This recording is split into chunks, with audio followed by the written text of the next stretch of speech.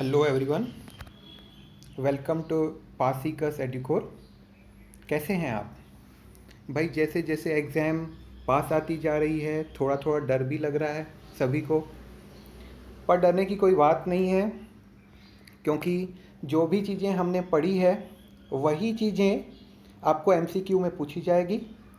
आपको मैंने सिखाया है कि हर एक सेंटेंस में जो भी आप पढ़ते हो उसमें एक एमसीक्यू छुपा हुआ रहता है ना? तो बस आप तैयारी शुरू रखिए और आगे बढ़ते जाइए। तो आज अपन यूनिट 1 थर्मोडायनेमिक्स देखने वाले हैं, ठीक है, जिसमें हम 21 क्वेश्चन देखेंगे। और ये क्वेश्चंस इन्हीं क्वेश्चंस में से नहीं आने वाला, ठीक है। हमें एक आइडिया आएगी कि किस तरह से एमसीक्यू की प्रिपरेशन हमें करनी है, ठीक है। तो आप उस तरह से अपनी तैयारी रखिए। हर एक सेक्शन से मैंने एक क्वेश्चन लिया है, ज़रूरी नहीं है वही क्वेश्चन आपके एग्ज़ाम में आए। आपको तो हर तरह से एमसीक्यू प्रिपेयर करने हैं, ठीक है। तो चलिए, सबसे पहला क्वेश्चन जो है वो हम देखते हैं। A is in equilibrium with B is in equilibrium with C and then A is in equilibrium with C. तीन बॉडीज़ हैं, थर्मोडायनेमिक बॉडीज़। पहली बॉडी दूसरी के साथ इक्विलिब्रियम में है और दूसरी बॉडी तीसरे के साथ में इक्विलिब्रियम में है। तो इससे क्या होगा, पहली बॉडी और तीसरी बॉडी भी इक्विलिब्रियम में रहेगी। This condition for three thermodynamic bodies follows. अब पूछ रहा है ये कौन सा लॉ है, ठीक है। First law of thermodynamics, second law of thermodynamics, third law of thermodynamics, none of the above. Very easy simple question है, हमें पता है it is the statement of zeroth law of thermodynamics, बराबर है, ठीक है। तो आंसर क्या आएगा, नन ऑफ द अबव आएगा। Postulate of existence of temperature is called zeroth law of thermodynamics, बराबर है। चलिए आगे बढ़ते हैं। नेक्स्ट क्वेश्चन है, the mathematical expression for first law of thermodynamics is. First law of thermodynamics क्या है, उसकी मैथमेटिकल एक्सप्रेशन देखिए। चारों आपको इसके ऑप्शंस पढ़ने चाहिए। D Q equals to D E minus D W, D Q equals to D E plus D W, D Q equals to D E minus P D V. A and C both fourth option दिया है, तो इसमें से correct option B है। आप explanation देख सकते हैं, D Q equals to D E plus D W होता है। तो अगर C option D E plus P D V होता तो वो भी करेक्ट होता, पर यहाँ पे माइनस साइन दिया गया है। देखिए, जो पढ़ के नहीं आएगा वो तो डेफिनेटली डी ऑप्शन टिक करेगा। ये भूल हमें नहीं करनी है, ध्यान से हर एक सेंटेंस अपने नोट्स में पढ़ना है, ठीक है। आगे बढ़ते हैं। नेक्स्ट क्वेश्चन है, the definition of entropy according to second law of thermodynamics. ये मैंने आपको पढ़ाया हुआ है, आप ध्यान से देखिए। According to second law of thermodynamics entropy की डेफिनेशन क्या होती है, मैथमेटिकल उसका एक्सप्रेशन क्या होता है, D S equals to D Q reversible by T, D S equals to D Q by T. तीसरा ऑप्शन है D Q reversible by T. Fourth option है S equals to D Q by T. अब यहाँ पे second law हरदम change in entropy की बात करता है, आपको पता है ना। तो ऑप्शन सी और डी तो हो ही नहीं सकते, this is called as elimination method. Eliminate कर रहे हैं अपन, ठीक है। बाकी ऑप्शन ए और बी से हमको देखना है, तो करेक्ट ऑप्शन इज ए। ध्यान से देखिए, डेफिनेशन जब हम पढ़ते हैं तो उसमें क्या लिखा रहता है, heat is absorbed reversibly. So reversible का वहाँ पे साइन होना ज़रूरी है। आप देखिए वहाँ पे रिवर्सिबल लिखा हुआ है ऑप्शन ए में। Eight constant temperature, unit of entropy भी पूछा जा सकता है, जो एक्सप्लेनेशन में दिया हुआ है जूल पर केल्विन, ठीक है। तो आपको ये याद रखना है, रिवर्सिबल वाला ऑप्शन टिक करना है, ठीक है। तो ऑप्शन ए इज करेक्ट, ठीक है। आगे बढ़ते हैं। नेक्स्ट क्वेश्चन है, according to third law of thermodynamics at absolute zero of temperature. अब थर्ड लॉ ऑफ थर्मोडायनेमिक्स आ गया है, एब्सोल्यूट जीरो ऑफ टेम्परेचर पे क्या होता है? थर्ड लॉ हरदम एब्सोल्यूट एंट्रोपी की बात करता है, इसलिए 4 ऑप्शन अगर आप देखें तो उसमें से मुझे बी ऑप्शन डायरेक्टली करेक्ट दिख रहा है, ठीक है। तो मैं डायरेक्ट यहाँ पे टिक कर सकता हूँ, the entropy at absolute zero is zero for any pure crystalline substance, ठीक है। तो ऑप्शन बी इज करेक्ट, ठीक है। नेक्स्ट क्वेश्चन पे जाते हैं। Question number 5, work is an example of, very easy question. Work भाई किसका एग्जाम्पल है? आपको पता होना चाहिए, स्टेट फंक्शन, पाथ फंक्शन, हमने बहुत सारे उसके एग्जाम्पल्स देखे थे, सारे एग्जाम्पल्स आपको याद रखने हैं, ठीक है। तो यहाँ पे वर्क पूछा है हमें, स्टेट फंक्शन है कि पाथ फंक्शन है कि बोथ है कि कैन नॉट बी प्रिडिक्टेड। तो यहाँ पे हम बोलेंगे it is a path function, depends upon path by which state is achieved, ठीक है। तो work is an example of path function. आगे बढ़ते हैं।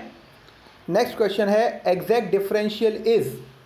एग्जैक्ट डिफरेंशियल पूछा है, इसकी प्रॉपर्टीज दी हुई है, आपको इसमें से करेक्ट ऑप्शन ढूंढना है। तो यहाँ पे single valued, continuous, independent of path, तीनों चीज़ें एग्जैक्ट डिफरेंशियल पे हम कह सकते हैं these are the condition of exact differential, right. So answer D is correct, properties of exact differential, ठीक है। क्लियर है? आगे बढ़ते हैं। नेक्स्ट क्वेश्चन दिया हुआ है, question number 7, a Pfaff differential following Euler's rule of reciprocity is an. Euler's rule of reciprocity आपको पता है, ठीक है। वहाँ पे क्या होता है, मिक्स्ड सेकेंड डेरिवेटिव यूज़ किया होता है, ठीक है। इसलिए it is an example of exact differential. Pfaff differential यहाँ पे जब इलर्स रूल फॉलो करेगा तो it is an exact differential, ठीक है। Answer A is correct, condition of exact differential with mixed second derivative. Clear है? आगे बढ़ते हैं। इन आइसोथर्मल प्रोसेस, अब अपने को पता है आइसोथर्मल प्रोसेस में क्या होता है, टेम्परेचर रिमेन्स कांस्टेंट, पर यहाँ पे दूसरी कंडीशन भी दी हुई है। पहले ऑप्शन में दिया हुआ है टेम्परेचर कांस्टेंट है और हीट भी कांस्टेंट है। सेकेंड ऑप्शन में दिया है temperature constant, heat is not equals to zero. C option में दिया है both are zero. D option बोल रहा है ए और बी बोथ, ठीक है। तो यहाँ पे which option is correct, temperature को कांस्टेंट रखने के लिए हीट एक्सचेंज होगी सराउंडिंग से, इसलिए आइसोथर्मल प्रोसेसेस के लिए आंसर बी इज़ करेक्ट, ठीक है। क्लियर है? भूल मत करना। आगे बढ़ते हैं। Adiabatic process is one in which, क्या होता है एडियाबैटिक प्रोसेस में, एडियाबैटिक प्रोसेस में Q इक्वल टू ज़ीरो बराबर है, याद आ रहा है कि नहीं आ रहा है? It is an example of isolated system. आगे बढ़ते हैं। Diffusion of gas is an example of, diffusion of gas किसका एग्जाम्पल है? ध्यान रखना, डिफ्यूज़न ऑफ गैस किसका एग्जाम्पल है? 4 ऑप्शन दिए हैं, reversible process, irreversible process, C option दिया है बोथ, डी दिया है नन ऑफ दी अबाउ। किसका एग्जाम्पल है? Diffusion of gas is an spontaneous process, so it is an example of reversible और इरिवर्सिबल। बताइए, इरिवर्सिबल प्रोसेस का एग्जाम्पल है, ठीक है। क्लियर है? Answer B is correct, that is irreversible process. चलो आगे बढ़ते हैं। बहुत ही इंपॉर्टेंट क्वेश्चन, मैक्सवेल रिलेशन के ऊपर MCQ आएगा ही आएगा, इसके बिना क्वेश्चन पेपर नहीं बनेगा, ध्यान रखना है, ठीक है। तो यहाँ पे पूछा गया है, मैक्सवेल रिलेशन दिया गया है एक, जिसमें बोला गया है dP/dt at constant volume is equals to ds/dv at constant temperature.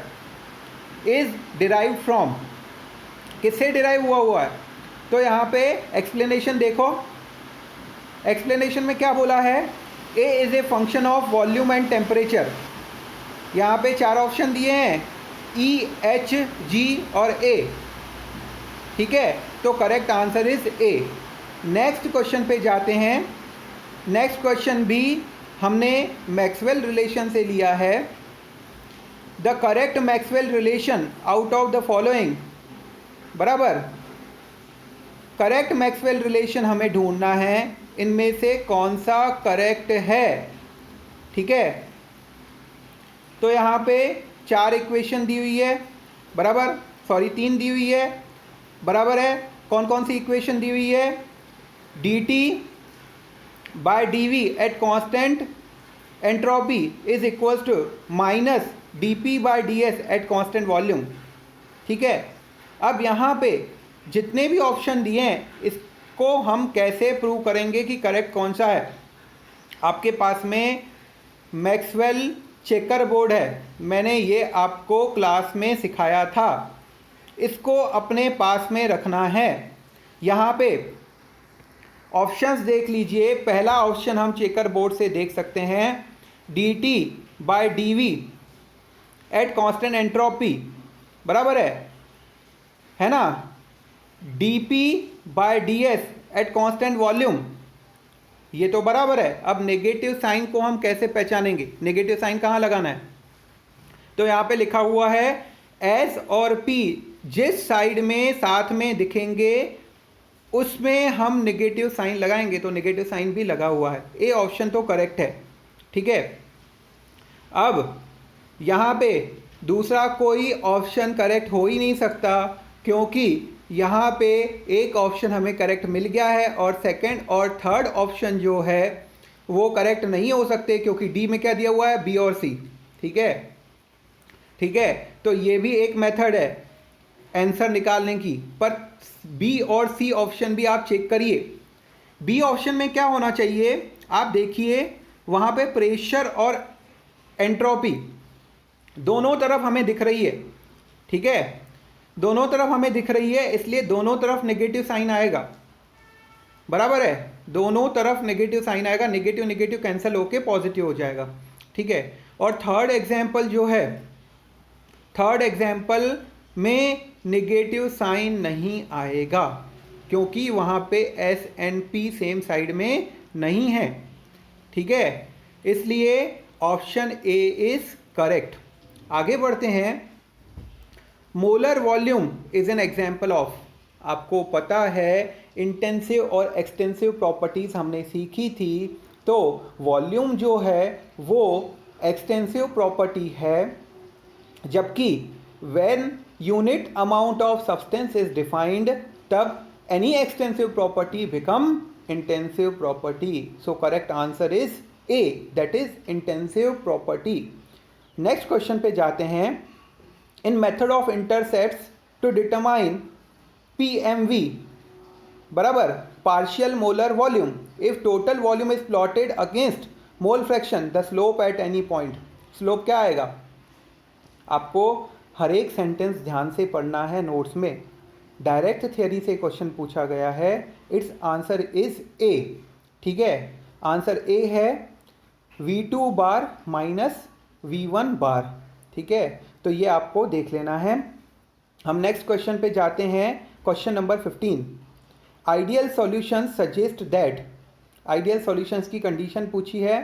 पहली condition delta H of mixing zero है, डेल्टा वी ऑफ मिक्सिंग भी ज़ीरो है, और तीसरी जो कंडीशन है वो है राउल्स लॉ की। It means all the above are correct, ठीक है। So these are the characteristics of ideal solution, so answer D is correct, that is all the above. अब नेक्स्ट क्वेश्चन पे जाते हैं। Example of non ideal solutions among the following is, direct question theory से पूछा गया है, आपको ध्यान से तीनों ऑप्शंस देखने हैं। चौथा जो है बोथ बी एंड सी दिया हुआ है। बहुत सारे स्टूडेंट जो पढ़ के नहीं जाएंगे डायरेक्ट डी पे टिक करेंगे, ये मुझे पता है, ठीक है, इसलिए ही डिस्ट्रैक्टर्स डाले जाते हैं। 4 जो आपके ऑप्शन हैं उसमें 3 ऑप्शंस डिस्ट्रैक्टर होते हैं आपके लिए, और एक उसकी आंसर की होती है, इसलिए आपको चारों ऑप्शन ध्यान से पढ़ने होते हैं। यहाँ पे option A is given water and methanol. Water and methanol हमें पता है नॉन आइडियल सॉल्यूशन का एग्जाम्पल है। नेक्स्ट बी और सी जो एग्जाम्पल्स दिए हुए हैं वो आइडियल सॉल्यूशंस के एग्जाम्पल्स हैं, इसलिए बी और सी तो आएगा ही नहीं, इसका answer A is correct. Clear है? आगे बढ़ते हैं। Solutions showing large positive deviations from ideal behaviour shows. यहाँ पे कंडीशंस दी गई है पॉजिटिव डेविएशंस के लिए, ये भी थियोरेटिकल क्वेश्चन है। इसमें जो फोर्थ ऑप्शन डी मुझे दिख रहा है that is delta H of mixing positive and delta V of mixing positive. Positive deviation पूछा है तो दोनों पॉजिटिव रहेंगे, अगर नेगेटिव डेविएशन बोलता तो दोनों नेगेटिव रहते, और अगर आइडियल सॉल्यूशंस होते तो दोनों भी क्या होते? ज़ीरो होते। क्लियर है? यहाँ पे आगे बढ़ते हैं। नेक्स्ट क्वेश्चन दिया है enthalpy of mixing for non ideal solutions. Enthalpy of mixing पूछा है, फिर से हमें हर एक डेरिवेशन को ध्यान से देखना है, उसका जो सॉल्यूशन हमने निकाला है उसको याद रखना है। यहाँ पे डायरेक्ट इसका आंसर जो है इट इज़ आंसर ए। यहाँ पे जब भी हम एंथैल्पी की बात करते हैं तो प्रेशर वहाँ पे कांस्टेंट रहता है, ध्यान रखना है आपको। बाकी दोनों भी ए और बी ऑप्शन में कुछ भी चेंज नहीं है, एक कांस्टेंट प्रेशर पे बताया गया है, एक कांस्टेंट वॉल्यूम पे बताया गया है। तो यहाँ पे एंथैल्पी की जब हम बात करते हैं, enthalpy is a function of pressure, आपको पता है, ठीक है। तो यहाँ पे प्रेशर कांस्टेंट रहेगा, that is option A is correct. आगे बढ़ते हैं, नेक्स्ट क्वेश्चन पे आ जाते हैं। General formula for thermodynamic excess function in case of non ideal solutions. Non ideal solution के केस में general formula for thermodynamic excess function क्या है? आपको याद रखना है real minus ideal, that is answer B is correct, ठीक है। आगे बढ़ते हैं, नेक्स्ट क्वेश्चन दिया है थर्मोडायनेमिक एक्सेस फंक्शन दिया है एच ई बराबर is equals to delta H of mixing and V E is equals to delta V of mixing. The above equations are true false जैसा क्वेश्चन पूछा है, correct है कि इनकरेक्ट है? Notes में आप ध्यान से देखें तो ये सेंटेंस वहाँ पे लिखा हुआ है option A that is it is correct. क्यों करेक्ट है? क्योंकि हमने अभी 19th क्वेश्चन में देखा कि रियल माइनस आइडियल हम करते हैं, यहाँ पे आइडियल इज ज़ीरो, बराबर, ideal is zero, delta H of mixing of ideal is zero, बराबर। Similarly delta V of mixing of ideal is zero, both are zero, right. So real minus जब हम करेंगे आइडियल, आइडियल तो zero होगा, बराबर है, तो H E excess function will be equals to delta H of mixing. Clear है? Similarly V E is equals to delta V of mixing. So answer A that is both are correct, ठीक है। Next question पे जाते हैं, 21 question पे। ये हमने numerical लिया हुआ है। न्यूमेरिकल आप ध्यान से देखिए, ये न्यूमेरिकल हर बार एग्जाम में पूछा गया है, ठीक है, तो इसलिए इस पे क्वेश्चन आएगा ही आएगा। यहाँ पे क्या बोला गया है? The volume of an aqueous solution of sodium chloride at 298 kelvin is given by. Volume दिया गया है, उसकी मोलैरिटी दी हुई है, ठीक है। Find the total volume of the mixture in centimetre cube, ठीक है। हमको टोटल वॉल्यूम फाइंड करना है, ठीक है। टोटल वॉल्यूम कैसे फाइंड करेंगे? अरे मोलैलिटी को जहाँ पे भी मोलैलिटी इक्वेशन में दी है उसे मल्टीप्लाई कर दो, आपका आंसर आ जाएगा। यहाँ पे answer C is correct, put value of M, molality की वैल्यू रखनी है सिर्फ, ठीक है। क्लियर है? बहुत ही आसान न्यूमेरिकल आपके लिए। आगे बढ़ते हैं, यहाँ पे हमने 21 क्वेश्चंस कंप्लीट कर लिए हैं, ठीक है। अब जब नेक्स्ट क्लास में हम मिलेंगे तो हम क्या करेंगे? नेक्स्ट यूनिट देखेंगे स्टैटिस्टिकल थर्मोडायनेमिक्स, ठीक है। तो आज अपन यहीं स्टॉप करते हैं। वीडियो अच्छा लगा हो तो लाइक करना बिल्कुल ना भूलें, ठीक है। आप देखते ज़रूर हो पर लाइक नहीं करते हो, वीडियो को लाइक भी करिए ताकि मुझे और वीडियोस बनाने के लिए प्रोत्साहन मिलता रहे। साथ में अगर आप चैनल पर नए हैं तो चैनल को सब्सक्राइब करिए और बेल आइकॉन दबाना ना भूलें ताकि आपको चैनल पर लेटेस्ट अपडेट्स मिलती रहें। ठीक है, तो अगर आपको कोई क्वेरी है तो बिल्कुल आप मुझे मेल कर सकते हैं। अगर आपको नोट्स चाहिए तो भी आप मुझे मेल कर सकते हैं। इस मेल आईडी पे आप मुझे मेल करिए, आपको एमएससी फर्स्ट सेम के नोट्स भी आपको मैं फॉरवर्ड कर सकता हूँ। ठीक है, तो thank you, bye bye, take care.